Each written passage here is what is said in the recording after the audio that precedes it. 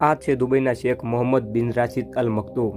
દુબઈના શેખ પાસે એટલા પૈસા છે કે જેણે ગણવા માટે 200 લોકોને બેસાડો તો પણ તેમને 1 વર્ષ જેટલો ટાઈમ લાગી જાય। બોલિવૂડના સ્ટાર તો જાણો આની સામે કંઈ મજદૂરથી કમ નથી। એનું બસ એક જ કારણ છે અને એ છે પૈસા। દરરોજ પાણીની જેમ પૈસા બગાડતા હોવાથી પણ આ ખાનદાન પાસે પૈસા ખતમ કેમ નથી થતા એ જાણ્યા પહેલા એક નજર દુબઈના શહેજાદા ઉપર નાખીએ। શહેજાદાનું આખું નામ શેખ હમદાન બિન મોહમ્મદ બિન રાશિદ અલ મખતૂમ છે, જેને આખી દુનિયા એના ઇન્સ્ટાગ્રામ નેમ ફાઝાના નામ પરથી ઓળખે છે।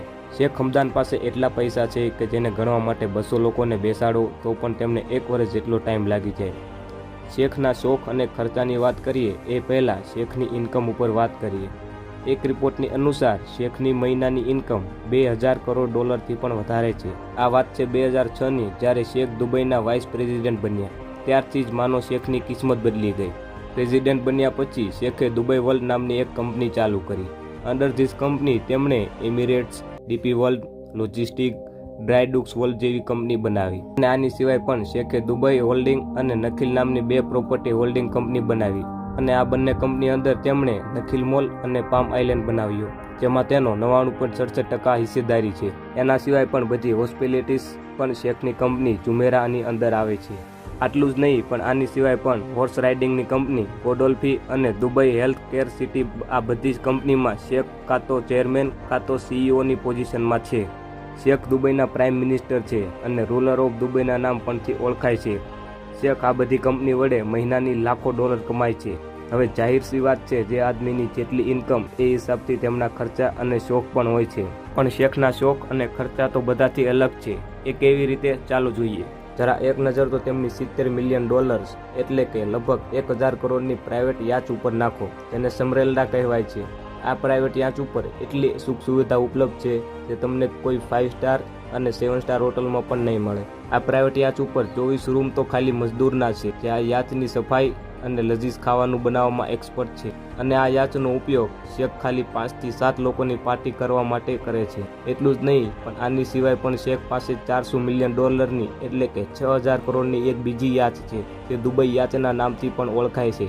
આ યાચ ઉપર 48 જણા શાહી જિંદગી વિતાવી શકે છે, જેમાં 90 રૂમ તો ખાલી નોકરોના જ છે, જે આ 6000 કરોડના તરતા જહાજને સંભાળે છે। આની સિવાય પણ શેખ પાસે 300 ફૂટ લાંબી દુવાવી સુપર યાચ અને 180 ફૂટ લાંબી કોટરોલી શેડો યાચ પણ છે। શેખના ભાઈ મંસૂરે પણ શેખને એકલા આગળ નથી જવા દીધા। શેખના ભાઈ મંસૂરે પણ $10 મિલિયન એટલે કે 150 કરોડની યાચ ખરીદી નાખી, જે કોડ 8ના નામથી પણ ઓળખાય છે। હવે પાણીમાંથી નીકળીને જમીન ઉપર આવીએ તો જમીન ઉપર પણ શેખ ખર્ચો કરવામાં કોઈથી પાછળ નથી। 2.5 કરોડની મર્સિડીઝ જી વેગનથી માંડીને 4 કરોડની મર્સિડીઝ SLS કોઈ એવી કાર નથી જે દુબઈના શેખ પાસે ના હોય। શહેજાદા પાસે આ સિવાય પણ ફરારી, લાફરારી, લેમ્બોર્ગિની, બુગાટી, ફરારી F12 અને ઓસ્ટન માર્ટન 171 મોજૂદ છે। આ ખાલી શેખની ગાડીની વાત છે। તેમના ભાઈ મંસૂર પણ લેમ્બોર્ગિની અને ફરારી સિવાય વાત નથી કરતા અને આ જ હાલત છે આખા પરિવારનો। આ ખાનદાન પાસે ટોટલ 100થી વધારે ગાડીઓના બ્રાન્ડ છે। હવે વાત કરીએ કે શેખ પોતાની ગાડીની મોડિફિકેશનમાં કેટલા પૈસા બગાડે છે। શેખની મોડિફિકેશન એટલે કે એ નહીં કે ગાડીમાં નવા લેધર સીટ નખવી દીધા કે નવા ટાયર નખવી દીધા, પણ શેખની ગાડીની મોડિફિકેશનનો મતલબ છે ગાડી ઉપર 24 કેરેટની ગોલ્ડની કોટિંગ કરાવી, જે તમને વિડીયોમાં જોવા મળી જશે।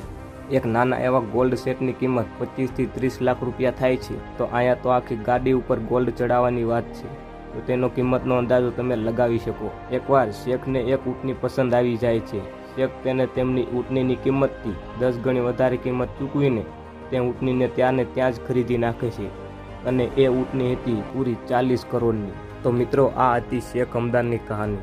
અને મિત્રો, આટલું જ નહીં પણ આના સિવાય પણ શેખ પોતાના શોખ અને ખર્ચામાં લાખો કરોડો ડોલર બગાડે છે।